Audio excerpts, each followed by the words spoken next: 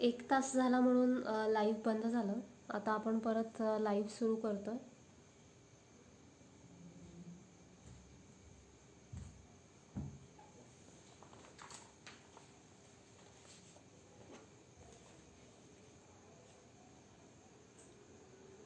दादा मी तुम्हाला ऍड करते आता.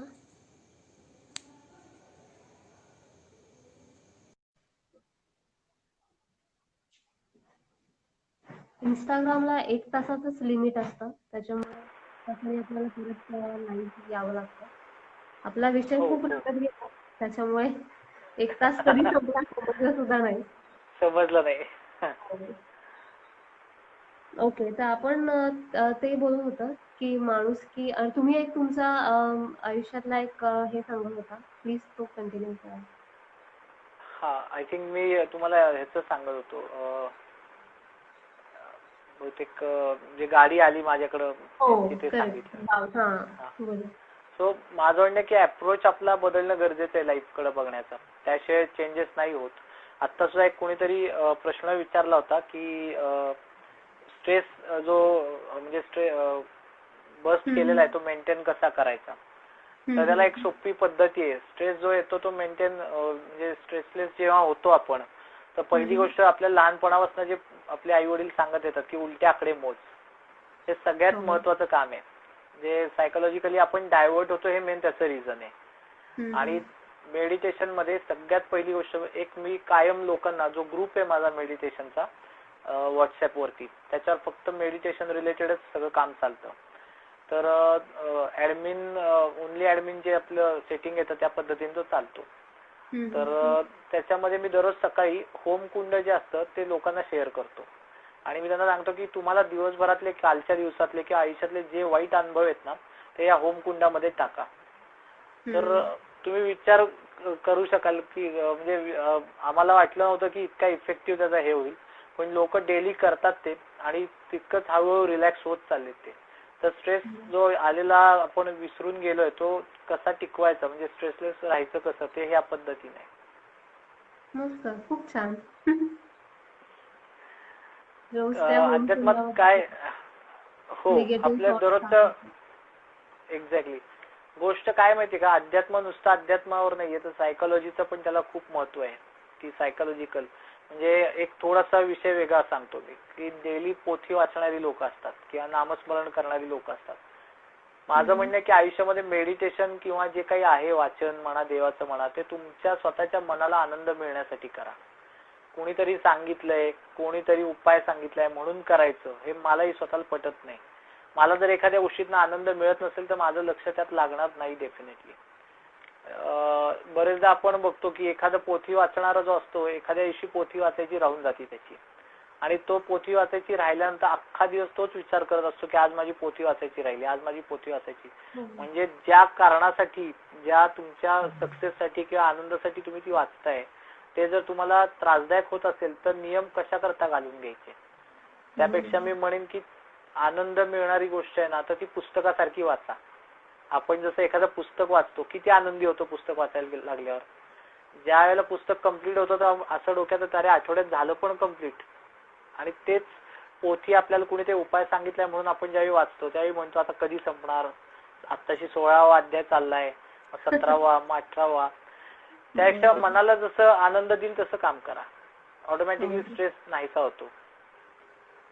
मस्त, खूप सोप्या पद्धतीने सांगितलं. पण ते आता आपल्याला लहानपणापासून असं ते पोथी वाचणं, हे डेली काही काही संस्कार जे आपल्याला शिकवले जातात, हो पण ते इतक्या हो सहजतेने आपल्याला आले पाहिजे की त्याचा त्रास होता कामा नये, त्यातून आनंद मिळाला पाहिजे. एक्झॅक्टली. कारण अनेकदा मी लोक बघतो ना, की अजून एक थोडस रिझन सांगेन मी, कारण मला ह्या गोष्टी तुमच्या मार्फत बोलायला आवडतील. कारण ह्या लोकांना समजणं गरजेचं आहे असं मला वाटतं, की अनेक देवांचं करून, अनेक गोष्टी, अनेक उपाय करून सुद्धा मार्ग मिळत नसतो. माझं असं म्हणणं आहे ना, की एकाच देवावर श्रद्धा ठेवा, एकाच गोष्टीवर श्रद्धा ठेवा. कारण काय होतं, असंख्य उपाय करून जर मार्ग नाही मिळाले ना, तर माणूस फ्रस्ट्रेट होतो आणि ते फ्रस्ट्रेशन त्याला अजून खाली घेऊन जातं. त्यापेक्षा एका देवावर विश्वास ठेवला, त्याच्या पाठीमागे राहावा, तो कायम तुमच्या पाठीमागे राहील. इतकं सोपं शास्त्र आहे याचं. हे खूप तुम्ही छान सांगितलं की आजकाल म्हणजे खूप वेळा असं होतं की आपल्याला उपाय सापडत नसतो म्हणून आपण हे करू ते करू ते करू करतो पण आपण एका गोष्टीवर कॉन्सन्ट्रेट करत नाही. तर ते ऍक्च्युली एक्झॅक्टली. तुम्ही पेशन्सली एका गोष्टीवर कॉन्सन्ट्रेट करून त्याच्यावर विश्वास ठेवून त्याच मार्गी पुढे जायला पाहिजे. आपल्याला आपली ध्येय आपोआप हळूहळू मिळत जातील. खूप मिळत छान जातं. मस्त. ओके आता आता पुढचा प्रश्न आहे की माणुसकीमध्ये सकारात्मक दृष्टिकोन किती महत्वाचा आहे. ऍक्च्युली तुम्ही आता थोडंफार सांगितलंच आहे पण अजून जर तुम्ही हो. तुम्ही एलॅबरेट करून सांगू शकता असाल तर सांगा. बेसिकली सकारात्मकता म्हणजे काय हेच पहिल्यांदा आपल्याला कळत नाही. आपल्याला वाटतं सकारात्मकता म्हणजे आनंद, आयुष्यातला जो काही आपल्याला पाहिजे ते आपण अचीव केलं, तर याच्यातनंच फक्त सकारात्मकता येते असं काही नाहीये. सकारात्मकता ही अनेकदा दुसऱ्याला मदत केल्यानंतर त्याच्या चेहऱ्यावर जो आनंद दिसतो त्याच्यातनं पण सकारात्मकता आपल्याला खूप मिळत असते. एनर्जी असते. सकारात्मकता म्हणजे सकारात्मक ऊर्जा म्हटलेलं आहे त्याला. म्हणजे ती एनर्जी एक प्रकारची, आणि ती एनर्जी तुम्हाला डेव्हलप करायची तर त्याचे असंख्य उपाय आहेत. जसं की काही जणांना निसर्गाच्या सानिध्यात गेल्यानं सकारात्मक वाटतं, काही जणांना प्राण्यांबरोबर खेळल्यावर सकारात्मक वाटतं, काही जणांना वाद्य वाजवल्यावर सकारात्मक वाटतं. माझ्यासारख्या माणसाला भरपूर माणसांच्यात राहून त्यांच्यासाठी काम केल्यावर सकारात्मक वाटतं. प्रत्येकाचा व्ह्यू आहे आयुष्याकडे सकारात्मकतेकडे बघायचा. तुम्ही महिन्यातनं ऍटलिस्ट एक दिवस तरी हे काम करणं गरजेचं आहे सकारात्मकता ऊर्जा टिकवण्यासाठी. कारण जे ओव्हर अँबिशियस झालो ना आपण आयुष्याबरोबर, तर ते सगळ्यात मोठं घात करणारी गोष्ट आहे की ओव्हर अँबिशियस, ते सक्सेस न मिळाल्यामुळे आलेली निगेटिव्हिटी आणि त्याच्यामुळं होणारे त्रास. थोडीशी नकारात्मकता माणसाच्यात येण्याचं कारण मी असं पण म्हणेन, अनेकदा प्रोफेशन निवडताना आई वडिलांचा एक फोर्स असतो मुलांवर की तुम्ही हेच निवडलं पाहिजे की तू ह्याच फील्ड मध्ये गेला पाहिजेस. आपण हे नाही विचार करत की त्याची आवड काय आहे. कारण माणसाचं प्रत्येक गोष्ट ना, म्हणजे पालकांची म्हणेन की आपली सुद्धा, येऊन गाडी बंगला नोकर चाकर याच्यावर थांबते, पण त्या सगळ्यामध्ये आनंद जो आहे, स्वतःला मिळणारा आनंद किंवा हॅपीनेस, तो कुठंच नसतो. मला हॅपीनेस कशात आहे ते मी ओळखलं पाहिजे. एक थोडंसं उदाहरण म्हणून सांगतो. आता मी एज खूप आहे माझं असं नाहीये, म्हणजे अजून लोक अँबिशियस प्रचंड असतात, पण मला आता कायम मला माझ्या मिसेसला निसर्गाच्या सानिध्यात राहायला खूप आवडतं. आम्ही जाऊन राहतो 4-4 दिवस तिथं, कारण ती मोकळी हवा मिळणं गरजेचं आहे प्रत्येकाच्या शरीराला. मेडिटेशन, डेली मेडिटेशन करतो आम्ही. काही वेळा लोक मला असाही प्रश्न विचारतात की डेली मेडिटेशन करतोय, तुम्ही सांगितलंय तसं फॉलो करतोय, पण आम्हाला अजून पॉझिटिव्हिटी जाणवत नाही. सगळ्यात पहिली गोष्ट आहे की तुम्ही सांगितलंय तसं फॉलो करतोय ना, इथंच निगेटिव्ह थॉट प्रोसेस चालू होते. कारण माझं म्हणणं असं आहे ना की पॉझिटिव्हिटी कधी येते, जर तुम्ही आनंदाने केलं तर. मला आनंद मिळवायचा हे जर फायनल असेल ना, तर तुम्हाला सकारात्मकता येईल. पाट्या टाकल्याने फक्त पाट्याच टाकल्या जातात, त्यातनं आनंद नाही मिळत. त्यामुळं असं डिफाईन करायला अवघड आहे की सकारात्मकता काय आहे. पण सकारात्मकता म्हणजे ज्यातून तुम्हाला आनंद मिळतो तो. आपण काही वेळा असं म्हणतो बघा की ह्या माणसाबरोबर माझं चांगलं पटतं, म्हणजे काय, त्याचा ऑरा पॉझिटिव्ह आहे, तुमचा ऑरा पॉझिटिव्ह आहे, जे एकमेकाला क्रॉस करत नाहीयेत म्हणून पटतं. इतकं साधं आहे. हो. आपल्याला एक प्रश्न आलाय, नवख्या माणसांनी मेडिटेशनची सुरुवात कुठून करायची? बेसिकली मेडिटेशनची सुरुवात काय हे लक्षात घेणं गरजेचं आहे. लोकांना अशी अपेक्षा असते, म्हणजे थोडंसं मी ब्रीफ करीन या गोष्टीबद्दल, कारण बरेचदा मिसकन्सेप्शन्स खूप आहेत त्याच्यात. माझ्या इथून थोडासा कुत्र्यांचा आवाज येईल पाठीमागे. माझे फॅमिली मेंबर्स आहेत ते. Family members. तर बेसिकली ध्यानाची सुरुवात कुठनं करायची सांगतो. दररोज 10 मिनिटं एका जागी बसता आलं पाहिजे. बाकी तुम्ही पहिल्याच दिवशी एक्सपेक्ट करू नका की तुम्हाला आनंदच मिळेल किंवा तुम्हाला काही वेगळे अनुभव येतील. ध्यान करताना अनुभूतीसाठी ध्यान करू नका की मला अनुभूती पाहिजे एखाद्या गोष्टीची म्हणून मला ध्यान करायचंय, मला मेंटल पीस हवाय, मला शांतता हवी आहे म्हणून मला ध्यान करायचंय. हे ज्या दिवशी डोक्यात घ्याल, फक्त 10 मिनिटं मांडी घालून डोळे मिटून बसा. ही फर्स्ट स्टेप आहे ध्यानाची. कुठलाही जप करू नका, नामस्मरण करू नका, फक्त 10 मिनिटं शांत बसा. पहिल्या दिवशी हे करा. एक 3 दिवस ही प्रॅक्टिस झाल्यानंतर 4थ्या दिवशी श्वासावरती कंट्रोल कसा चालतो, श्वासोश्वास जो होतो त्याच्यावरती बाहेर जाणारा श्वास आणि आत येणारा श्वास याच्यावरती लक्ष ठेवायचंय. हे साधारणतः माझ्या हिशोबाने जोपर्यंत अशी अवस्था येत नाही आपल्याला की आपल्या डोक्यात त्या श्वासागणिक विचार येणं बंद झालंय तोपर्यंत करायचंय.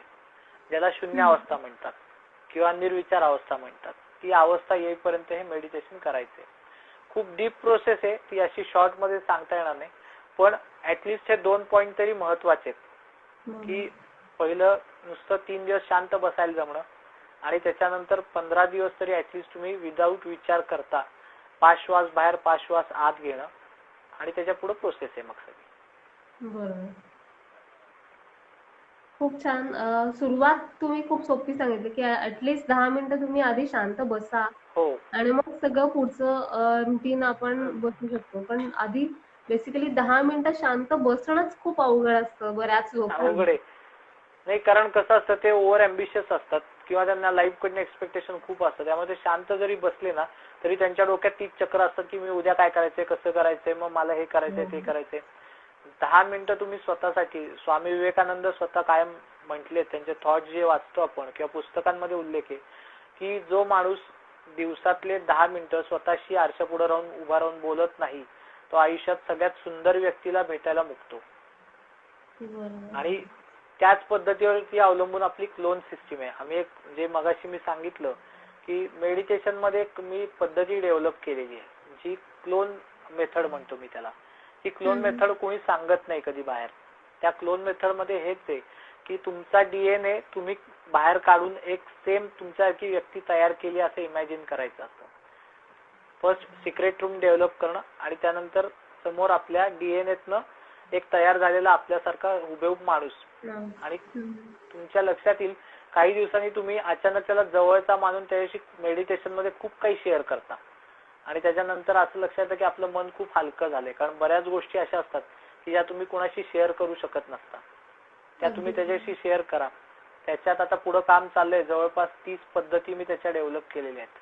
त्याचे पुढे मी सेमिनार्स घेणार आहे, त्यावेळेस लोकांना शिकता येईल ते. पण हे खूप गरजेचं आहे आज. म्हणजे बेस असं समजा की स्वामी विवेकानंदांच्या विचारावरती बेस ते असं समजा ते की स्वतःशी बोलायचंय दररोज. आणि आता जो आमचा मेडिटेशनचा ग्रुप आहे त्याच्यात आम्ही ती मेथड वापरतोय, त्याचा लोकांना खूप फायदा होतोय. मस्त. ही संकल्पनाच खूप छान आहे की आपल्या बरोबर कोणीतरी आहे आणि आपलं सगळं आपण त्या व्यक्तीबरोबर शेअर करतोय. कारण आजकाल हाच एक खूप महत्वाचा पॉइंट आहे की आपण शेअर करणार तर कोणाशी करणार, त्यामध्ये प्रायव्हसी, सिक्रेसी, समोरचा माणूस त्याला कसा घेईल, काय घेईल, त्याच्यापेक्षा आपणच एक डेव्हलप करायचं. आजच्या काळामध्ये परिस्थिती अशी ना, एखादी गोष्ट तुमच्या विरोधात कशी वापरली जाईल ही प्रत्येकाला भीती आहे आज. त्यामुळे माणसं घाबरतात आणि सगळ्यात जास्त डोक्यामध्ये कचरा, मी त्याला कचरा म्हणतो, बॅगेज येते. ते बॅगेज ह्याच कारणाने साठतं की मला कोणाशी एक्सप्रेसच होता येत नाहीये. सो ते पहिल्यांदा बदलणं गरजेचं आहे आपल्याला. अगदी बरोबर. आता पुढचा प्रश्न आहे, हा प्रश्न थोडासा मला तुमच्याकडनं याचं वेगळं उत्तर अपेक्षित आहे. जे घडतं ते कलियुगमुळे का माणसांच्या अविचारामुळे घडतं? मी असं म्हणेन ना की कलियुग, त्रेता वापर काही नाहीये असं माझं मत आहे. कारण बेसिकली काय माहितीये का की प्रत्येक जर युगामध्ये बघितलं तर जशी चांगली माणसं आहेत तशी वाईट माणसंही आली आहेत त्याच्यामध्ये. आणि कुठलं युग नाही ठरवत तुम्ही कसं वागायचं ते. माणसाची प्रवृत्ती आणि ज्या अपेक्षा, मोह आहे ना त्याच्यावरती माणसाचं युग ठरतं. हा, काही लोक म्हणतील की तुम्ही डिनाय पण करतात काही जण मला की असं कसं म्हणता, मग युगांना अर्थ काय, वेद चुकीचे आहेत का? वेद चुकीचे नाहीयेत. वेदामध्ये हे भाष्य आहे की साधारणतः काळ कसे येत जाणार आहेत, माणसाच्या प्रवृत्ती कशा चेंज होत जाणार आहेत, हे वेदामध्ये निश्चित लिखित आहे. पण म्हणून मी तेच डोक्यात घेऊन असं म्हणायचं का की कलियुग आहे माझं, मग लोक माझ्याशी असं वागणारच नाहीये. तसं माझ्याही चुका काहीतरी आहेत, मी त्यांना तेवढे चान्स दिलाय आज शिरायला, म्हणून ते माझ्याशी हे वागू शकतात. मी जर संधीच दिली नाही त्यांना ती, तर ते का वागतील आपल्या बरोबर? त्यामुळे कलियुगाचं काही माझ्या दृष्टिकोनातनं फॅक्टर नाहीये तसा. आज साधं एक उदाहरण, मी जे अन्नछत्र चालवतो, कलियुग असून सुद्धा मला मदत करायला येणारे लोक आहेतच ना. मग मी कलियुगाकडे का बघायचं? बरोबर. वा, खरंय. म्हणजे हे माणसाची वृत्तीच आहे की जी आपल्याला असं भाग पाडते की ओके हे कलियुगाकडे आपण उगाच त्याला कलियुग नाव एक्झॅक्टली. दिलंय. एक स्वभाव काय माणसाचा माहितीये का, की आपल्या चुका जर सहज लपवायच्या असतील ना, तर वेदांचा, अध्यात्माचा किंवा कुठल्या तरी जुन्या कन्सेप्टचा आधार घेऊन ते लपवायचं. माझं मत असं नाहीये. अध्यात्म फार भरपूर ठिकाणी कॉन्ट्राडिक्टरी पण आहे, की क्षणात इकडं मला असं वाटतं, क्षणात मला तिकडं वाटतं. आता काही लोक माझ्याशी ज्यावेळी चर्चा करतात त्यावेळेला ते म्हणतात की श्रीकृष्णाने सांगून ठेवले कर्म कर, फळाची अपेक्षा करू नकोस. मग माझं म्हणणं, त्या लोकांनी दर महिन्याची सॅलरी घेऊ नये. ते ते त्या त्या काळातले, त्या त्या काळाला अनुसरू नये. मला अपडेट होणं गरजेचं आहे. मगाशी मी जे म्हटलं की मी अपडेटेड असतो. जर मी त्या काळातल्या गोष्टी आज लागू करायला लागलो तर नाही होणार ते. मला आजच्या सिच्युएशन नुसार, आजच्या परिस्थितीनुसारच वागलं पाहिजे तर मजा आहे. कारण नाही उपयोग त्याचा की फळाची अपेक्षा करू नको. मग आपण जगतोय कशा करता. साधी गोष्ट माझी अशी आहे की सगळे रिपू सोडून ज्यावेळी माणूस ध्यानाला बसतो त्यावेळेला तो ध्यान करत असताना फळाची अपेक्षा करतो की मला या सिद्धी प्राप्त व्हाव्यात, मला यातनं हा आनंद मिळावा किंवा मला अजून पुढच्या सिद्धी प्राप्त व्हाव्यात. हा, पण काही म्हणजे मी ज्याला म्हणेन प्युअर सोल जे बसतात ना मेडिटेशनला, किंवा जे आपण हिमालयातले साधू म्हणून, मी काही लोकांच्या खूप जवळनं अनुभव घेतलेले आहेत त्यांचे. मी हो, तो अनुभव आम्हाला ऐकायचा आहे तुमचा हिमालयातला. हा, हो, जवळपास 4.5 वर्ष मी ज्यावेळी वेगवेगळ्या ठिकाणी फिरत होतो त्यावेळेला मी कुणाच्याच टच मध्ये नव्हतो. तर ज्यावेळेला मी त्या ठिकाणी गेलो त्यावेळेला माझ्या असं लक्षात आलं की माझं मन शांत होतंय खूप तिथं. आणि तिथल्या साधू लोकांनी मला एक साधं सोपं वाक्य सांगितलं. ते तुम्हाला आश्चर्य वाटेल, त्या माणसाने PhD केलेली व्यक्ती होती ती. त्या माणसाने मला सोपं सांगितलं की आपण हिमालयात येऊन का साधना करतो, किंवा त्यांच्यासारखी लोक जे प्युअर सोल आहेत एकदम हिमालयात साधना करतात कारण ते ऍक्च्युअल मध्ये सगळं सोडून आलेत आणि त्यांना पुढच्या गोष्टींची अपेक्षा नाहीये. त्यांना जो मार्ग आखून दिलाय ते करत राहतात, परमेश्वर ऑटोमॅटिक त्यांना देत जातो. ते ऍक्च्युअली लोक मग श्रीकृष्णाचं जे वचन आहे त्याला लागू होतात. पण मी अपेक्षा पण करायची मला या मेडिटेशन मधनं, साधनेतनं मला शांतता मिळो, मग मला प्रॉस्पेरिटी मिळो, म्हणून मी देवाच्या समोर जाऊन बसतोय. असंख्य आपण, म्हणजे मी खूप क्लिअर बोलणारा माणूस आहे. देवाकडे जाताना आपण नवस बोलतो म्हणजे काय करतो, आपण गिव्ह अँड टेक करतो ना, की तू माझं हे काम कर तर मी तुला हे आणून वाहतो. माझं असं म्हणणं आहे की कदाचित ह्याचं लोकांना वेगळं वाटू शकतं, पण नवस हे एक प्रकारे विचार दारिद्र्य म्हणतो मी या गोष्टीला, नवस मागणं. कारण ज्यांनी सगळं निर्माण केलंय त्याला तुम्ही चारण्याची वस्तू काय नेऊन देणार आहे. जो क्रिएटर आहे या सगळ्या दुनियेचा त्याला तुम्ही लालच कसली देता की मी तुला हे आणून वाहीन, ते आणून वाहीन. त्याला कशाची गरज नाहीये. त्यापेक्षा मी असंख्य माझ्याबरोबर लोक ज्यावेळी येतात, अक्कलकोटला असेल किंवा गाणगापूरला असेल किंवा विविध ठिकाणी येतात, त्यावेळेला त्यानंतर तुम्ही फुलं फळं काही घेत नाही देवाला, वस्त्र घेत नाही. माझं म्हणणं हेच आहे ना की मी मागायला जेव्हा चाललोय त्यावेळी माझ्या देण्याचा धोक त्याला मी कशाला दाखवू की मी तुझ्यासाठी हे घेऊन आलोय. गरज नाहीये त्याला त्याची. त्यापेक्षा ते पैसे मी, आता माझ्याकडे लोक ज्यावेळी काम होतं त्यावेळी पहिल्यांदा पेढे, बर्फी असं घेऊन यायचे, वस्तू घेऊन यायचे. मी बंद केला तो प्रकार. मी त्यांना म्हटलं फुलं, हार, पेढे, बर्फी ह्या सगळ्याचे पैसे एकत्र गोळा करा आणि अन्नछत्राचा जो डबा आहे शेजारी त्यात टाका. कारण तुमच्या 400-500 रुपयाच्या हार आणि पेढ्यामध्ये माझी 10 लोक जेवतात. इतकं प्रॅक्टिकल विचार करणं गरजेचं आहे आपल्याला. खूप महत्वाचा थॉट दिला आहे. आता आज फुलं हार खरं आहे, पण त्यांचे तरी बिझनेस कसे चालणार. पण हा एक थॉट विचार करण्यासारखा आहे की त्याच्यापेक्षा येस, त्या गोष्टीमुळे 10 लोक जेवू नक्कीच शकतील. अगदी बरोबर आहे. नाही, आणि गोष्ट काय माहितीये का की हार फुलवाल्यांचे बिझनेस कसे चालणार, तर मग मी तिथं म्हणून म्हणतो ना की कॉन्ट्राडिक्टरी आहे हे सगळं. अध्यात्म काही वेळा कॉन्ट्राडिक्टरी होतं लोकांच्या वागण्यामुळे ऍक्च्युअल नाहीये. जर म्हणायचं की ज्यांनी चोच दिली तो दाणा देणार आहे, मग हारवाल्यांना जर चोच दिली तर देव बघेल त्यांना काय द्यायचं. अगदी बरोबर. आणि माझ्या एकाच्या सांगण्याने ते काय थांबणार आहे असं पण नाहीये. वर्षानुवर्ष चालत आलंय. हा, मन प्रसन्न व्हावं म्हणून अनेकदा आपण हार घालतो, आनंद वाटतो. म्हणजे माझं सांगण्याचा उद्देश काय की तुम्ही देवाला पाहिजे म्हणून नेऊ नका. त्या देवाला हार फुलं घातल्यावर तुम्हाला छान वाटतं म्हणून स्वतःसाठी नेताय. त्यातही स्वार्थ दडलेला आहे. देवाशी काही नाहीये संबंध त्याचा. हो, बरोबर आहे. म्हणजे आणि आपल्याला छान माझं वाटतं हा म्हणून फुलात फुलं वाहतो देवाला. एक्झॅक्टली, उदबत्ती वगैरे देवाला काहीच फरक पडत नाही. माझं एक खूप क्लिअर कन्सेप्ट आहे. लोक मला म्हणतात की काही वेळा अध्यात्मात असून तुम्ही फार क्लिअर बोलताय ह्या गोष्टी, कारण हे सत्य आहे.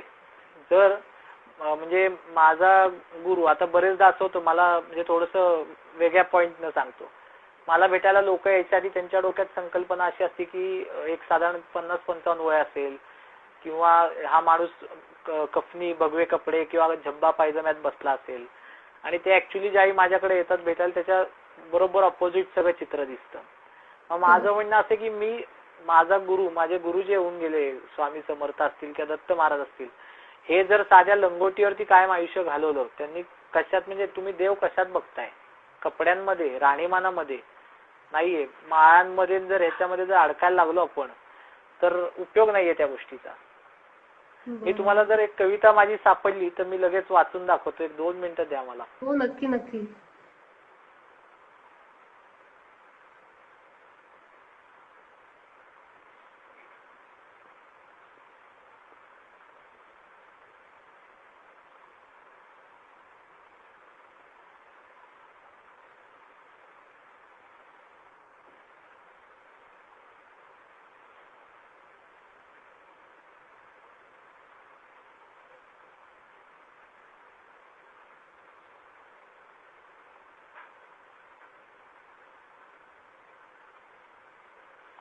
एक कविता मला त्या दिवशी सुचली. मला एकाने विचारलं की गुरु कसा असावा, याचं उत्तर त्यांना पाहिजे होतं. तर माझ्या लेखी गुरु कसा असावा, गुरु होवे तो कैसा होवे जिसके भीतर पाखंड न हो. म्हणजे गुरु असावा तर कसा असावा की ज्याच्या आतमध्ये पाखंड नसावं, की मला समोरच्याला ठगायचंय, त्याला पटलं, माझं पटलं, नाही पटलं तरी मला ऍक्सेप्टेड आहे की नाही पटलं, त्याला सोडून दिला मी विषय. गुरु असा पाहिजे की कन्व्हिन्सिंग समोरच्याला वाटावं म्हणून काही ते बोलतोय त्याला अर्थ नाहीये. गुरु होवे तो कैसा होवे जिसके भीतर पाखंड न हो, गुरु होवे तो कैसा होवे जिस मुख प्रभु नाम अखंड हो. म्हणजे ज्याच्या मुखात सतत प्रभूचं नाव आहे, देवाचं नाव आहे, असा गुरु पाहिजे की तो पाखंड नाहीये, पण त्याला कळतंय की आपल्याला गुरुच्या सानिध्यात जर जायचंय किंवा देवाच्या सानिध्यात, तर माझ्या तोंडी त्याचं नामस्मरण पाहिजे. म्हणजे नामाची ताकद, ज्याला नामाची ताकद म्हणतो, नामस्मरणाची ताकद, ही ज्याच्याकडे, असा गुरु तुमच्याकडे पाहिजे. कारण तो बरंच काही बदलू शकतो नामस्मरणाच्या ताकदीवरती. त्याच्या पुढे मी म्हणतो, गुरु होय तो कैसा होवे पुस्तकी ज्ञान न प्रचंड हो. गुरु होवे तो कैसा होवे पुस्तकी ज्ञान न प्रचंड हो. म्हणजे गुरु तुमचा कसा पाहिजे की नुसतं पुस्तकी ज्ञान पडतोय, तो सांगतोय तुम्हाला, आणि पुस्तकातलं वाचून घेतला संदर्भ तिथला संदर्भ, थोडक्यात आजच्या भाषेत बोलायचं तर पोपट पंचवाला गुरु नको आपल्याला. की ज्याच्याकडनं ज्ञान प्राप्त होईल असा गुरु पाहिजे की जो आपल्याला आयुष्यात मार्ग दाखवेल. गुरु होवे तो कैसा होवे अनुभव ज्ञान प्रचंड हो. म्हणजे त्याच्याकडे ज्ञान कशाचं पाहिजे तर अनुभवाचं. कारण एक उदाहरण म्हणून सांगतो, ज्यावेळी आपण मेडिटेशन करतो त्यावेळेला असंख्य अनपेक्षित अडचणी डोळ्यासमोर येत असतात. त्या आल्यानंतर तो जो गुरु पुस्तकात हुडकायला जाणार असेल तर तोपर्यंत तुमच्या इकडे 100 चक्र इम्बॅलन्स झालेली असतील. त्याचा अनुभव एवढा प्रचंड पाहिजे की त्यांनी तुम्हाला ऑन द स्पॉट सांगितलं पाहिजे की तू काय करायची गरज आहे, तू कुठं चुकतोय. किंवा आयुष्यामध्ये ह्या गोष्टी जर आल्या, लोक मला अनेकदा विचारतात की तुम्ही भौतिकात कसे काय आला, म्हणजे एवढं साधना करणारा माणूस आणि लग्न कार्य कसं केलं. तर मला महाराजांनी खूप सोप्या भाषेत सांगितलं होतं स्वामींनी. ज्यावेळी सूक्ष्म वार्ता होते, महाराज म्हणले की तुला भौतिकातले अनुभव आणि लोकांना बसणाऱ्या झळा जोपर्यंत कळत नाही तोपर्यंत त्या तू सोडवू शकत नाही. कारण निश्चितच मी उच्च कोटीला नाही जाऊ शकत, गजानन महाराज स्वामी समर्थ यांच्या याला. मी सामान्य माणूस आहे. तर मला हे कळण्यासाठी, सोप्या भाषेत आकलन होण्यासाठी मला ते अनुभवणं गरजेचं आहे. तेव्हा मी लोकांचे प्रश्न सोडवीन. म्हणजे मला अनुभव ज्ञान आल्यामुळे मी आज प्रश्न सोडवू शकतोय. अदरवाईज मी सोडवू शकलो नसतो. पुस्तकी नुसता पठण अभ्यास असता माझा तर मला पुस्तकं रेफर करायला लागतील. पुढं असं म्हणतो मी की गुरु होवे तो कैसा होवे चोला माला से खंड न हो. म्हणजे काय की गुरु कसा झाला पाहिजे की जो चोला माला म्हणजे भगवी कपनी, चोला जो घालतात तो, माळा यांनी खंड नाही झाला पाहिजे तो. म्हणजे काय की मी जर माळ घातली नाही तर लोकांना कसं वाटणार, मी आध्यात्मिक वाटेन का. मग मी हे कपडे घातले नाही तर मी लोकांना आध्यात्मिक वाटेन का. गरज नाहीये त्या गोष्टीची. माझं स्पष्ट मत आहे की माणूस कसा पाहिजे, त्याच्या ज्ञानानेच तो लोकांपर्यंत पोहोचला पाहिजे, ना की वेषांतर वेश करून. आणि शेवटचं वाक्य माझं असं आहे, गुरु होवे तो कैसा होवे, सीधी रेहणी ज्ञानवाणी अखंड हो. म्हणजे गुरु कसा पाहिजे तुमचा, तर त्याचं राहणं साधं पाहिजे, कुठलाही अवडंबर माजवला नाही पाहिजे, पण विचार त्याचे सतत अखंड चालू पाहिजेत, लोकांना विचारांचं ज्ञान झालं पाहिजे. इतक्या सोप्या भाषेत मला गुरुचं ज्ञान ध्यानात अवगत झालेलं आहे. कारण आज जे काही मी बघतोय सगळीकडं असंख्य गुरु तयार व्हायला लागलेत, लोक फॉलो करतात ट्रिमेंडसली त्यांना. आणि मग म्हणजे एका ह्याच्यानंतर जसं एक गंमत म्हणून बोलतो मी की कपिल शर्मा एका रामायणाचे ज्यावेळी सगळेजण सारखाच आले होते त्यावेळी म्हटला होता की तुम्हाला असं वाटत नाही का त्याला आपणच भगवान आहे. ही ज्यावेळी अवस्था येते ना एखाद्याला की त्याला आपणच भगवान आहे, त्या दिवशी लोकांना वेड करायला सुरुवात होती. हे कधीच झालं नाही पाहिजे आयुष्यात. आपण फक्त मेडिएटर आहोत, एक तार आहे मधली. लोक आउटपुट आहे, परमेश्वर इनपुट आहे त्या तारेमधला. ज्या दिवशी त्याची इच्छा होईल त्या दिवशी तो तोडून टाकेल माझी तार, त्या दिवशी माझा विषय संपलेला असेल. इतकं साधं प्लेन माझं संकल्पना आहे अध्यात्माची. इतका साधा गुरु पाहिजे. जेवढी साधी वाटते तेवढी साधी नाहीये. राहणं गरजेचं आहे पण प्रत्येकाने, कारण लोकांना त्याशिवाय ऍक्च्युअल मार्गदर्शन नाही होणार. मी जर त्यांना सतत आध्यात्मिक दाखल्यांमध्ये गुंतवत बसलो ना तर ते क्षणभर ऐकतील, अर्धा तास ऐकतील, त्यानंतर ते म्हणतील सर ते ठीक आहे, माझ्या प्रॉब्लेमचं काय. अगदी बरोबर. मी त्यांचा प्रॉब्लेम सोडवला तर मजा आहे. काही ठिकाणी असं होतं काही वेळा की एखादा प्रॉब्लेम नाही सुटत एखाद्या गोष्टींमधनं. नाही सुटला ते मी मान्य करतो, कारण मी माणूस आहे, मी देव नाहीये. त्यामुळे एखादा प्रॉब्लेम मी नाही सोडवू शकत. पण माझं तुमच्या म्हणजे आज तुम्ही मला इथं बोलायची संधी दिली आहे, त्यातनं मी एक नक्की लोकांना सांगू इच्छितो की कृपा करून जे साधना मेडिटेशन आहे किंवा पॉझिटिव्ह एनर्जी ह्या मार्गात या. धागे दोरे उतारे या गोष्टी कृपा करून करू नका. या कुठेही अध्यात्मात नाहीयेत. अध्यात्म खूप सरळ मार्गी, आणि मी ज्याला म्हणेन की अध्यात्म हे अत्यंत म्हणजे काय म्हणूया त्याला की साधं सरळ आहे. खूप विचार म्हणणार नाही कारण त्याची ताकद तेवढीच आहे. पण माणूस ज्यावेळी खूप अडकतो ना सगळ्या गोष्टींमध्ये, त्या दिवशी हे प्रकार माणूस करायला तयार होतो. चांगली चांगली लोक हे प्रकार करतात. माझी कळकळीची विनंती आहे की ह्यात अडकू नका. ह्यातनं फक्त तोटा आहे तुमचा, कारण तुम्हाला डिपेंडंट केलं जातं आणि तुम्ही त्याच गोष्टींच्या मागे पळता. माझं म्हणणं एक सोपं साधं आहे की एक खरं हा विषय बोलणं योग्य अयोग्य हे प्रत्येकाने ओळखावं. पण माझं म्हणणं आहे की मग आज जर ह्या गोष्टींमध्ये एवढी ताकद आहे ना तर मग अणुबॉम्बची गरज काय आहे. युद्ध होणारच नाहीत ना. हा, जसं पॉझिटिव्ह आता लोक म्हणतात मग जे एक्झिस्ट करतं ते काय आहे. थोडंसं मी वेगळं का बोलतोय, कारण ह्या गोष्टीबद्दल लोकांना कळणं गरजेचं आहे. कारण यातनं लोक असंख्य घाईला आलेली येतात, म्हणजे त्यांचं डोकं चालायचं बंद होतं. माझ्याकडे काही लोक असे येतात की त्यांना ठराविक काळ आला महिन्यातला, अमावस्या असेल पौर्णिमा, की ते घाबरायला लागतात, कॉन्फिडन्स जातो त्यांचा. पण आज ती लोक या सगळ्यातनं बाहेर आलेली आहेत, कारण त्यांना ऍक्च्युअल कंडिशन सांगितली आहे मी. जसं एक सुरी आहे आणि ती सुरी मी तुम्हाला दिली, समजा माझी विचारधारा घाण असेल, वाईट असेल, तर ती सुरी मी लोकांना मारायला वापरेन. आणि माझी विचारधारा जर चांगली असेल तर ती मी लोकांना प्रोटेक्ट करायला वापरेन. हे शास्त्र तेच आहे, काही वेगळं नाहीये, काळं पांढरं काही नाहीये. माझ्या असलेल्या विद्या मी चांगल्यासाठी वापरल्या तर ते आध्यात्मिक स्पिरिच्युअल आहे, वाईटासाठी वापरल्या तर ह्या गोष्टी आहेत. अडकू नका त्यात, कारण खूप चांगले मार्ग आपल्या अध्यात्मानं आपल्याला दिलेले आहेत की ज्यातनं माणूस बाहेर येऊ शकतो सहज, आणि महत्वाचे आहेत ते खूप. आता तुम्ही जे म्हणाला की अमावस्या पौर्णिमेला म्हणजे अमावस्या पौर्णिमेचा तुम्ही उल्लेख केला, पण आता म्हणजे मलाही असे बरेच लोकांचं कन्सल्टेशन मध्ये ऐकू आलंय की अमावस्या पौर्णिमा जशी जशी जवळ येते त्या 1-2 दिवस किंवा त्याच्यानंतर 1-2 दिवस त्यांना असं खूप वेगवेगळे असं काहीतरी अनुभव येतात. एक तर मेंटली ते खूप ड्रेन होतात किंवा मूड स्विंग्स होतात. तुमचं काय मत आहे याच्यावर? मी एक साधा प्रश्न तुम्हाला विचारतो. माझं असं म्हणणं आहे ना की जे लोक हे असं सांगतात तर त्यांचा मी अभ्यास केला थोडासा. मला ही सवय खूप आहे की मी अध्यात्माबरोबर सायकोलॉजिकल स्टडी पण त्या माणसांचा खूप करत असतो. काही वेळा काय होतं, वारंवार 1-2 वेळा असं होतं की त्या दिवसांच्या आसपास काही वाईट घटना आपल्या बरोबर घडतात आणि मग आपण त्याच्यावरती शिक्कामोर्तब करतो की या घटना माझ्या बरोबर या दिवसात घडल्या म्हणजे मला काहीतरी प्रॉब्लेम आहे किंवा मला कुणीतरी त्रास देते. माझं म्हणणं असं आहे की हे तुम्ही डिसाईड करून त्या गोष्टींना ऍक्सेप्ट करता. मग ज्याला काही घटना घडतही नाहीत ना त्यावेळेला तुम्ही त्या गोष्टी घडणार आहेत ह्या भावनेतनं काहीतरी चुकीच्या गोष्टी आजूबाजूला करता आणि त्याचे इफेक्ट ज्यावेळी येतात त्यावेळी आपण म्हणतो बघा मी सांगतोय ते खरंय की ही घटना माझ्याबरोबर सतत घडतीये. काही वेळा अशा मी पण अनुभव घेतलेले आहेत. काही वेळा लोकांना त्रास होतात.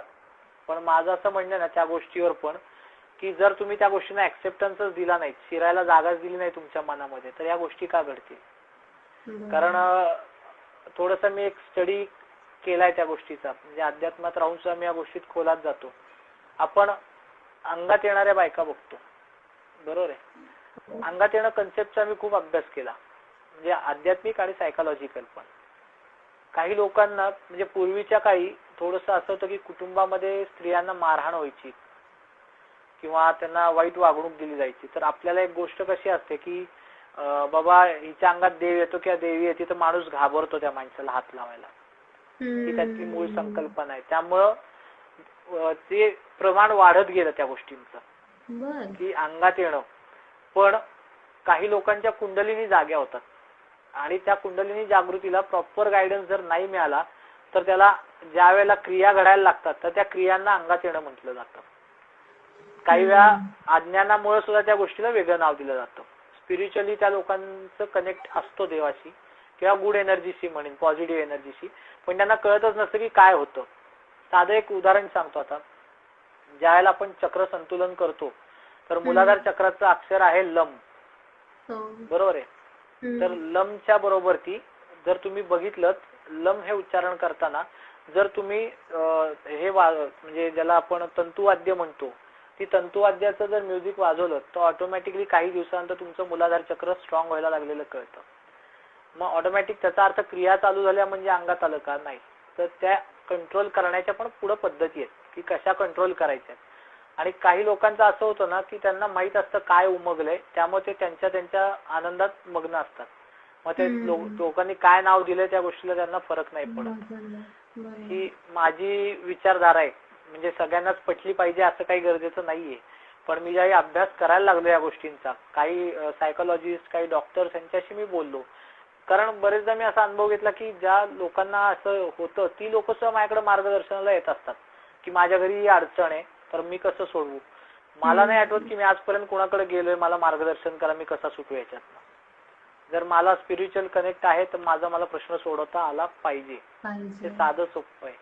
आणि ज्यांना कनेक्ट आहे ना तो ती लोक कुठंच जात नाही, त्यांचं ते हँडल करत असतात. त्यामुळे ह्या गोष्टी ज्या आहेत ना, अमावस्या, पौर्णिमा, हे माझ्या दृष्टिकोनातून सायकोलॉजिकल इफेक्ट्स आहेत. की म्हणजे त्याला मी काय म्हणेन की सगळ्यालाच मी नकारतोय असं नाहीये. त्या गोष्टी आहेत, पण त्या गोष्टींना जसं माणसाला समजलं त्या पद्धतीने त्यांनी नावं देऊन टाकली. हे मेन आहे त्याच्यामध्ये. असं आहे की मला समजा जर देव शंकराच्या रूपात दिसला तर मी त्याला भगवान शंकर म्हणेन. तुम्हाला तो देव विष्णूच्या रूपात दिसला तर मी विष्णू. तसंच ह्या गोष्टींचं आहे.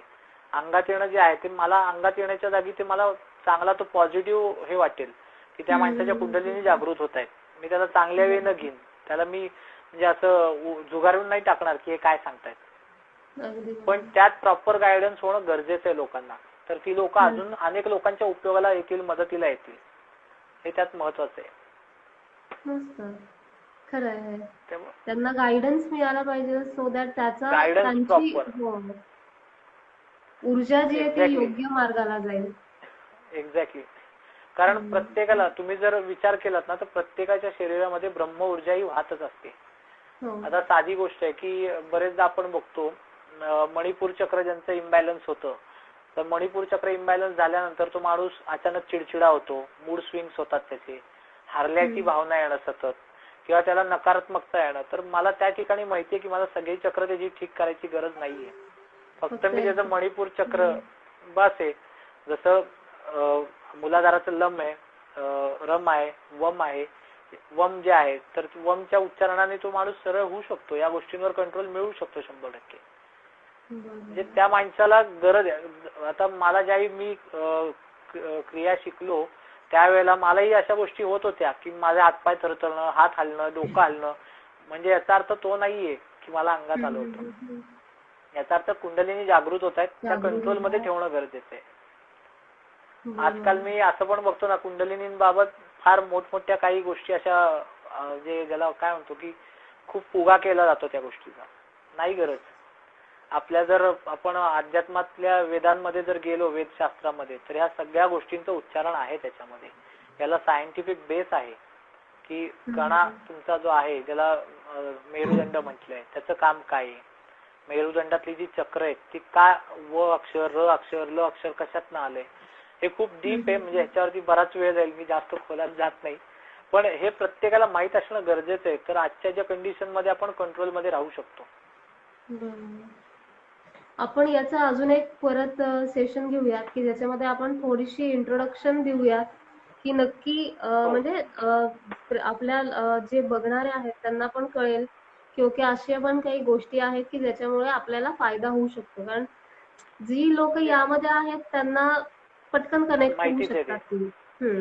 पण Exactly. ज्यांना अजिबातच यातलं काहीच माहिती नाही त्यांना असं वाटेल की अरे हे काय बोलतायत, आपल्याला काहीच कळत नाही, हे असं काहीच कसं कळत असतं. नाही. त्यापेक्षा हो एक छोटस आपण एक सेशन घेऊ, आपण विचार करूयात याचा नक्कीच की घेऊया. एक नक्की हो नक्की. फक्त इंट्रोडक्टरी आपण याची माहिती काय आहे सो दॅट आपल्याला ते एक्झॅक्टली. तुमचं जे कस्टमाइज मेडिटेशन आहे ते पण त्यांना हो, तिथं इंट्रोडक्शन म्हणून नक्कीच सांगता येईल. एक्झॅक्टली. चालेल, नक्की करूया आपण. जेवढं लोकांना उपयोग होईल त्या गोष्टीचा तेवढा मला आनंद आहे. हो नक्की नक्की. आता तुम्हाला असं काही स्पेशल प्रेक्षकांना संदेश काही तुमचा स्पेशल मेसेज असं काही द्यायचा आहे? मी एवढंच सांगेन की आनंद जर टिकवायचा आयुष्यामध्ये तर ज्या गोष्टी वाईट गोष्टी होऊन गेल्यात त्याचा एक फक्त अनुभव म्हणजे अभ्यास म्हणून त्या जवळ ठेवा. पण वारंवार त्या उगाळू नका, त्याने अजून तुम्ही दुःखी व्हाल. त्यापेक्षा फ्युचर, सोप्या भाषेत मी सांगू संदेश माझा, जर पास्टचा विचार केला आपण, पास्ट मध्ये राहिलो तर पास्ट हा यातना देतो, फ्युचर हा स्ट्रेस देतो कारण माझं आयुष्यात पुढे कसं होणार. त्यापेक्षा वर्तमान जो आहे तो आनंद देतो. वर्तमानात राहावा. पास्ट मध्येही राहू नका, फ्युचर मध्येही राहू नका, वर्तमानात जगा. कारण आपण जे आता बोलतोय वर्तमान किती वेळाचं आहे, सेकंद पण नाही, मिली सेकंद. म्हणजे आता मी जे बोलतोय तेही भूतकाळात गेले एका सेकंदात. त्यामुळे इतका छोटा वर्तमान आहे, तर तो आनंदात कसा घालवायचा एवढंच बघा, आनंदी व्हाल. अरे वा, खूप छान, मस्त. म्हणजे एकच सेकंद आहे तो आपल्याला आनंदी घालवायचा आहे, मग बाकी सगळं आपणे आप एक्झॅक्टली. इन प्लेस होईल. मस्त. एक्झॅक्टली. कारण शेवट थेंबे थेंबे तळे साचेले. एक एक सेकंद ज्यावेळी जोडाल त्यावेळी अख्खा दिवस तयार होतो. ओके. आता तुम्हाला अजून तुमच्या एकंदरीत अनुभवाबद्दल काही एक वेगळं असं काही तुम्हाला सांगायला आवडेल का मला? तुमचं हिमालयाचं आहे किंवा तुमच्याकडे जे दत्त संस्था म्हणजे ती दत्त दत्त महाराजांचं जे स्थान आहे. आहे तर त्याबद्दल हो, तुम्हाला काही सांगायला आवडेल का? सांगतो. बेसिकली मी जसं म्हटलं तुम्हाला, मी अध्यात्मात नव्हतो, पण एक इन्सिडन्स माझ्याबरोबर असा झाला की मी ऑटोमॅटिकली त्या एनर्जीच्या मागं गेलो आणि भारतातल्या विविध ठिकाणी मी मेडिटेशन करायला बसलो. त्यावेळेला मला महाराजांनी वेगवेगळ्या लोकांच्यात नेलं, त्यांच्या जवळनं वावर करून दिला. महाराज म्हणजे स्वामी समर्थ महाराजांबाबत मी उल्लेख करतोय. तर त्यांनी मला अनेक वेगवेगळ्या धर्मातल्या लोकांबरोबर राहायला संधी दिली की तू शिक ह्या लोकांकडनं. सूक्ष्म वार्ता ज्यावेळी व्हायची त्यावेळी महाराज त्याचे अर्थ समजून सांगायचे ध्यानामध्ये की ह्याचा अर्थ काय आहे, त्याचा अर्थ काय आहे. मी जैन समाजातल्या जे गुरु महाराज असतात त्यांच्यावरही बराच वेळ घालवला. त्यांच्यातल्या काही पद्धती मी शिकलो की ते ज्या पद्धतीनं ओंझळ करून, ओंझळीत जेवढं मावेल तेवढंच खातात. म्हणजे आपल्याला गरज आहे तेवढंच आपण घ्यायचंय, तर तुम्ही निरोगी आणि आनंदी राहाल. हे त्यातनं शिकण्यासारखं आहे. किंवा ज्या साधू लोकांना मी हिमालयामध्ये भेटलो, आजपर्यंत असंख्य लोकांना मी हे कधीच सांगितलेलं नाही मी कुठं कुठं जाऊन आलो, कारण मला रिस्ट्रिक्शन्स आहेत काही सांगण्याबाबत महाराजांच्या. त्यामुळे मी काही गोष्टी जेवढं शक्य तेवढं सांगेन. मला जर तुम्ही बघितलं तर गुरु वेगवेगळे मला मिळाले, ज्यांच्यापासून मला ऊर्जा काही मिळाल्या, काही एनर्जी मिळाल्या. जसं स्वामीनारायण जे होऊन गेले तर त्यांच्या सहवास म्हणण्यापेक्षा मार्गदर्शन त्यांचं मला लाभलं.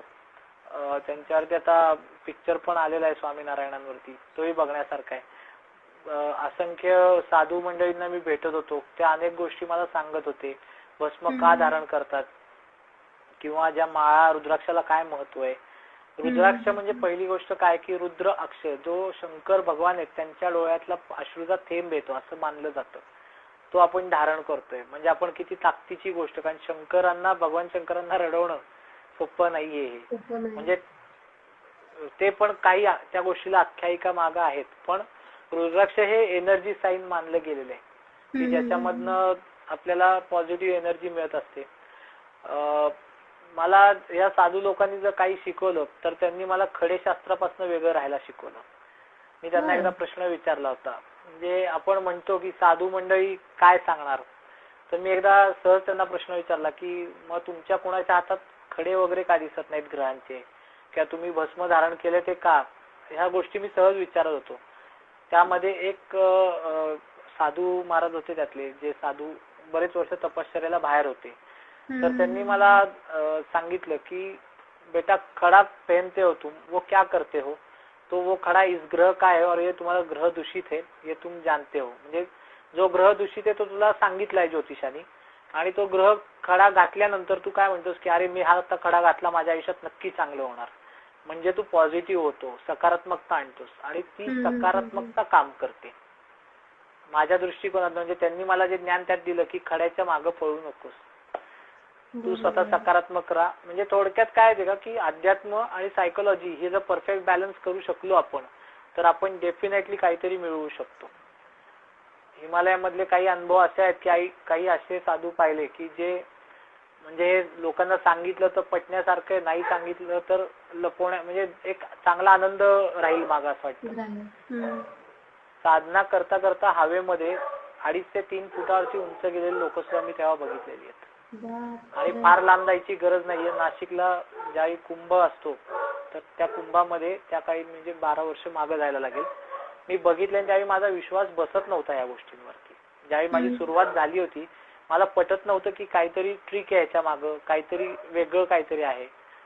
तर ह्या गोष्टी खूप वेगळ्या आहेत.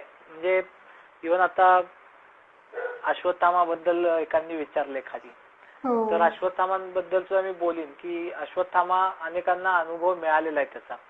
म्हणजे असं नाहीये की कोणीतरी अध्यात्मातली लोक सांगतायत. जर आपण इव्हन गुगलला जरी पाहिलं तुम्ही तरी अश्वत्थामाबाबत डॉक्टर, इंजिनियर अशा लोकांना आलेले अनुभव आहेत की वेगवेगळ्या स्वरूपात सांगितलं गेलंय की तो कुठं भेटणार आहे, कसा भेटणार आहे. आणि त्या गोष्टी, ह्या गोष्टी कसं आहे माहितीये का की माझं थोडंसं असं म्हणणं आहे की मान तो भगवान आहे, नाही तो सब कुछ अनजान आहे असं आहे. त्यामुळे ह्या गोष्टी मानायच्या नाही मानायच्या प्रत्येकाच्या मनावर आहे. पण मला तरी वैयक्तिक अश्वत्थामा असं काही हे झालं नाही तिथं ध्यान धारणेला गेला असताना किंवा साधनेला गेलो असताना. बट काही लोक अशी भेटत गेली ना की म्हणजे मनकवडे ज्यांना म्हणतो ना आपण, की आपल्या मनात काय हे त्यांना ऑटोमॅटिकली त्यांचा थर्ड आय ओपन असतो, त्यांना कळतं ते की मला काय विचारायचंय. अनेकदा असा अनुभव आलाय की म्हणजे मी एकांबद्दल बोलणार नाही कारण ते त्यांना स्वतःला ती प्रसिद्धी आवडत नाही, ते प्रसिद्धी परांमुख आहेत. पण ते ज्यांना आयुष्यात त्यांची गाठ पडली किंवा त्यांच्याकडनं 2 गोष्टी जरी आपल्याला मिळाल्या तरी प्रचंड ताकद आहे. कारण शिवानंतरची सेकंड अथॉरिटी त्यांना मानलं जातं. आणि देवाच्या कृपेने मला माझं जे योग साधना आहे किंवा क्रियायोग जो आहे त्याच्यामध्ये त्यांचा थोडासा काही सेकंद म्हणेन किंवा काही काळ. कारण अजून एक छान गोष्ट मला सांगायची वाटली तुम्हाला. काही जे साधू किंवा गुरु होऊन गेलेत तर त्यांच्याबद्दल असं सांगितलं जातं 2,500 वर्ष ते जगले, 2,000 वर्ष जगले. ह्याच्यात काय माहितीये का, त्यांचं येण्यामागचा उद्देश पृथ्वीवरती आणि आपला उद्देश हा विभिन्न असतो. त्यांचा 1 दिवस हा 1 वर्षाच्या बरोबर मानला जातो. म्हणजे ते आपण जे 1 दिवस जगतो ते 1 वर्षाचा कालावधी ते तेवढ्या सेकंदात क्रॉस करतात. ज्याला थोडंसं नाथ संप्रदायातलं मी तुम्हाला सांगेन स्थानांतरण शास्त्र म्हणतात की म्हणजे एका जागेवरून दुसऱ्या जागे काही सेकंदात जाणं असेल. किंवा आपण जर बघितलं तर स्थानांतरण, स्थित्यांतरण, वाताकर्षण, प्रताकर्षण अशा असंख्य नाथ संप्रदायाच्या विद्या आहेत. त्या विद्या आहेत, अस्तित्वात आहेत आणि त्या वेळोवेळी त्याचे अनुभव आपल्याला येत जातात जर आपण त्या मॅच करू शकलो तर. तसंच हे आहे की ते मनकवडे म्हणजे काय की त्यांना तुमच्या मनातलं का कळतं, कारण थर्ड आय ओपन आहे.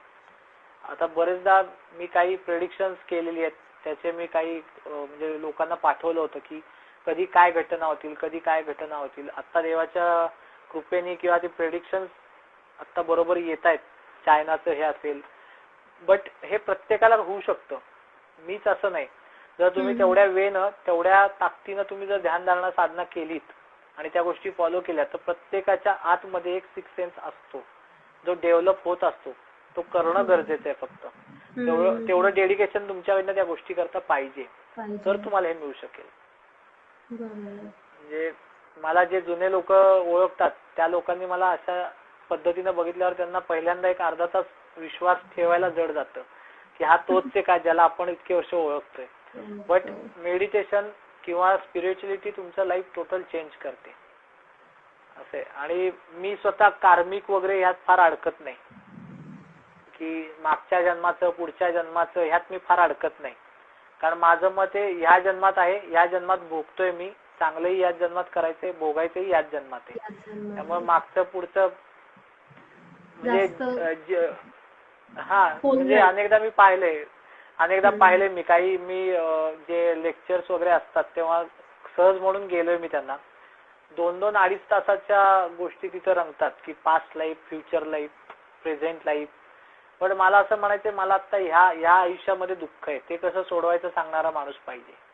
मागच्या जन्मात मी कुणाचा तरी खून केला किंवा मागच्या जन्मात मी कोणाला तरी यातना दिल्या म्हणून ह्या जन्मात मी भोगतोय याच्याशी मला कन्सर्नच नाहीये.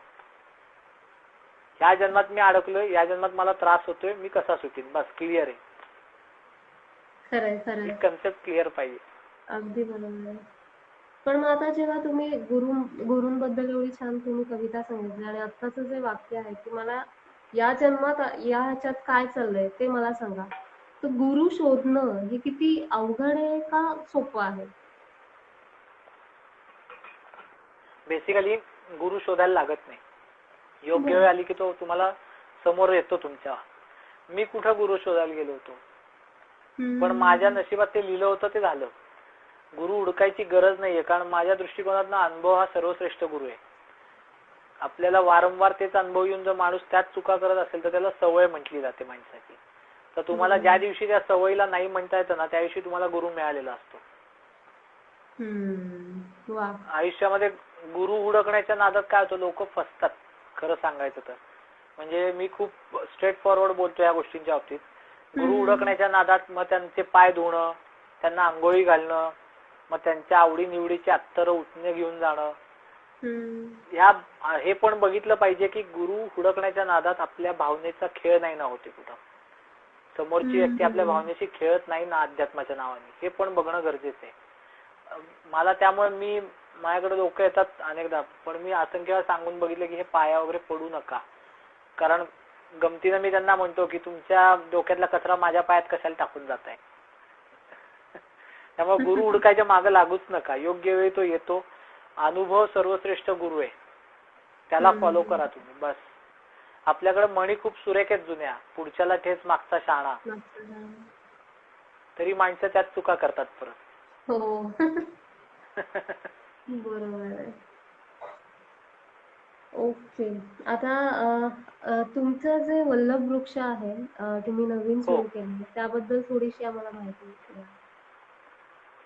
बेसिकली वल्लभ वृक्ष जे चालू केले मी ते कन्सेप्ट असा आहे की एक मेडिटेशन ग्रुप केलेला आहे मी मोठा, ज्याच्यामध्ये सगळ्या प्रकारची लोक आहेत म्हणजे आणि ऑल ओव्हर वर्ल्ड मधनं जॉईन झालेली लोक आहेत, ज्याच्यावरती आम्ही डेली 10 वाजता रात्री मेडिटेशन करतो. आणि काही पद्धती मी त्याच्यामध्ये शिकवून दिलेल्या आहेत. एक ठराविक लिमिट पर्यंतच्या पद्धती आपण ऑनलाईन शिकवू शकतो, नंतर पुढे जाऊन आपल्याला त्या प्रॅक्टिकली समोर बसूनच करून घ्याव्या लागतात. तर त्याच्यामध्ये वल्लभ वृक्षमध्ये आता आम्ही जे करतोय ते डेली मेडिटेशन आहे. हा जो काळ आता चाललेला आहे आपला, कोविड म्हणा किंवा जे भोवताली आहे, तर त्याच्यामध्ये एक थोडक्यात सांगतो. त्रिमुखी जे दत्तात्रय आहेत, मला ती पण एक गोष्ट सांगायची की दत्त महाराज जे त्रिमुखाचे दाखवले जातात तर ते प्रतिकात्मक आहेत. मला ज्या दिवशी महाराजांचं प्रथम दर्शन झालं तर पहिली माझी ताकदच नव्हती की ते मी दर्शन झेपवू शकेन, पण जे काही सेकंदाचं दर्शन होतं ते एक मुखाचं होतं. ते प्रतिकात्मक काय तर ब्रह्मा विष्णू महेश म्हणजे निर्माता, पालनहार आणि वाईट गोष्टींचा संहारक असंच प्रतीक येते, म्हणून ते त्रिमुख दाखवलं जातं. लोक बरेचदा चेष्टा करतात, ते ज्यांना माहिती नाही किंवा ज्यांना मान्य करायचं नाही ते म्हणतात असा 3 तोंडाचा देव असतो का वगैरे. त्यांना हे कळलेलंच नाहीये की अध्यात्म आपलं इतकं प्रगल्भ आहे जुनं सगळं, की ते प्रतिकात्मक आहे, माणसाला सहज कळावं म्हणून आहे. जसं ज्ञानेश्वर माऊलींनी ज्ञानेश्वरी मराठीत का लिहिली, तर सामान्य माणसालाही त्याचा बोध व्हावा म्हणून लिहिली. तसंच हे प्रतिकात्मक आहे. तर ज्या वेळेला मी ह्या गोष्टींकडे बघतो ना, तर माझं म्हणणं असं आहे की आत्ताच्या परिस्थितीमध्ये वाईट गोष्टींचा संहार करणं गरजेचं आहे. आणि तो संहार ओम नमः शिवायच्या जपाने होतो. ओम नमः शिवाय हा जप महत्वाचा आहे त्याच्यामध्ये. त्यामुळे सध्या आम्ही वल्लभ वृक्षामध्ये दररोज ओम नमः शिवायचा जप करतो. त्याच्यानंतर ओम नमः शिवायच्या जपानंतर आम्ही मेडिटेशन करतो, ज्याच्यामध्ये आम्ही सिक्रेट रूम डेव्हलप करायला सांगितलेली आहे. तुमची तुम्ही एक आवडीची जागा निवडा जिथं तुम्हाला ध्यानाला बसायला आवडेल, आणि अशा जागी तुम्ही इमॅजिन करा की तुम्ही तिथं बसून ध्यान करताय. मग तुम्ही तुमच्या आवडीच्या वस्तू त्यात रंगवा, सजवा ती खोली. आणि तिसरं जे आता आमची फेज चालू आहे ती क्लोनची आहे, की क्लोन डेव्हलप करायचा, जे मी मगाशी आपल्याला सांगितलं. की क्लोन काय आहे की प्रतिकात्मकच आहे ते पण, की जिथं एक्सप्रेस होता येत नाही अशा ठिकाणी क्लोनशी तुम्ही बोला. त्या पद्धतीनं ते काम चालतं. पण आता लोकांचं जॉईनिंग एवढं वाढलेलं आहे मोठ्या प्रमाणात की आता मला त्याच्या बॅचेस करावे लागतील, कारण अर्धवट ज्ञान देऊन सुद्धा चालणार नाही. त्यामुळे थोड्या दिवसांनी मी बॅचेस मध्ये ते शिकवीन लोकांना. मेन कन्सेप्ट वल्लभ वृक्षाचा हाच आहे. आणि काही एक सेकंदात सांगतो, तर आत्ताची सध्याची इम्युन सिस्टीम जी आहे, ती जी इम्युन सिस्टीम आपण ऐकतोय सारखं, तर ती डेव्हलप करण्यासाठी काही गोष्टी आम्ही डेव्हलप केल्या आहेत. की ज्याच्यामध्ये चहाचा मसाला आहे, ज्याच्यात आयुर्वेदाचे कंटेंट सगळे वापरून घटक त्यात सगळे मिश्रित आहेत, आणि त्यातनं तो चहाचा मसाला डेव्हलप केलाय. त्याचे रिझल्ट लोकांना चांगले आहेत आता, आणि आम्ही तो उपलब्ध करून दिलाय. म्हणजे तो व्यावसायिक दृष्टिकोन नाहीये, पण लोकांना त्यातनं फायदा व्हावा ही अपेक्षा आहे. आयडिया तुमच्या डोक्यातनं निघालेली त्यातलं हे एक प्रोडक्ट दिसतंय. प्रॉडक्ट आपण कमेंट मध्ये आपण या सगळ्याची माहिती देऊया.